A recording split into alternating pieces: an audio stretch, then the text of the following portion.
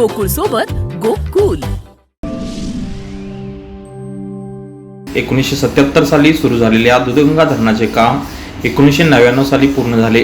1220 metre लांबीचे दूधगंगा धरण गेली काही वर्ष मरण यातना भोगत आहे। याला सर्वस्वी महाराष्ट्र शासन जबाबदार आहे। 2007 सालापासून दूधगंगा धरणातून 360 लिटर या प्रमाणात गळती होत आहे।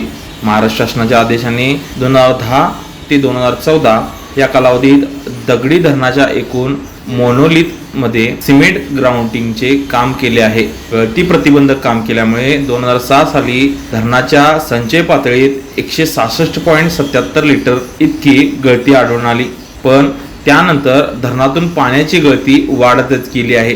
ही वाढत जाणारी गळती त्वरित बंद करावी या मागणीसाठी आज शिवसेना ठाकरे गटाच्या वतीने पाटबंधारे महामंडळाचे अधीक्षक अभियंता अभिजित म्हात्रे यांना कोल्हापूर येथील कार्यालयात निवेदन देण्यात आले।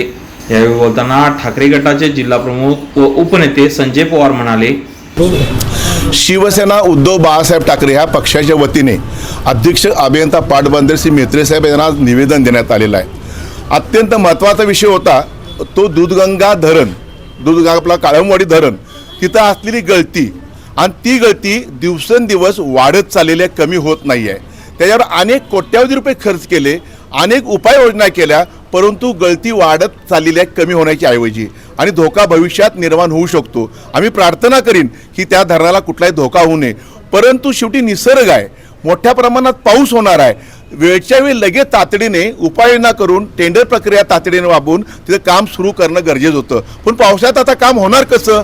म्हणजे भविष्यात होणारी जी आता राज्यातले नेते, केंद्रातले नेते निवडणुकीचा ठिय्या मारून बसतात, परंतु कोल्हापूरचे जे भविष्यातले चांगले महत्त्वाचे प्रश्न आहेत, धरणासारखे प्रश्न आहेत, अनेक प्रश्न आहेत, तिकडे बाकी दुर्लक्ष सोयीस्कर केलं जातं।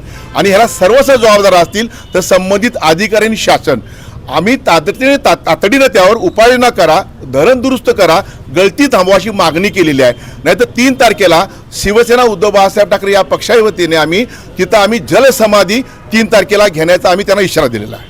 यावेळी जिल्हा प्रमुख सुनील चिंद्रे, सहसंपर्क प्रमुख विजय देवणे, शहर प्रमुख सुनील मोदी, विशाल देवकुळे, राजेंद्र पाटील, मंजित माने, सुशील भांदिगरे, शशिकांत बिडकर, जयसिंगराव टिकिले यांच्यासह शिवसैनिक मोठ्या संख्येने उपस्थित होते।